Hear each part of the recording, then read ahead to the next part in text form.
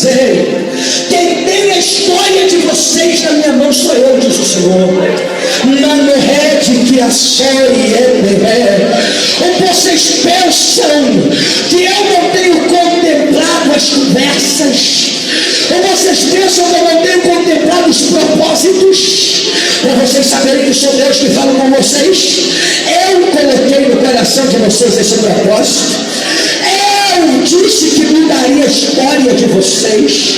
É engraçado que quando eu falo com vocês, eu vejo uma roda que gira. Aí perguntei: Deus, o que é isso? Aí Deus falou: eles já estiveram em cima, agora parece que estão embaixo. Mas o meu Deus me diz assim: avisa para eles que eu permiti eles chegarem embaixo pela força, pela estrutura, e para eles saberem que eu sou o Senhor da prosperidade deles. Porque Deus me diz assim: vou levá-los lá para cima de novo. E agora aguardo uma frase, porque eu vejo a mão de Deus restituindo a vida de vocês em cada detalhe.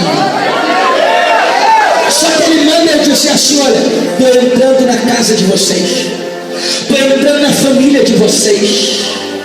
É engraçado que eu vejo um espírito de rebeldia tentando tomar a geração de vocês.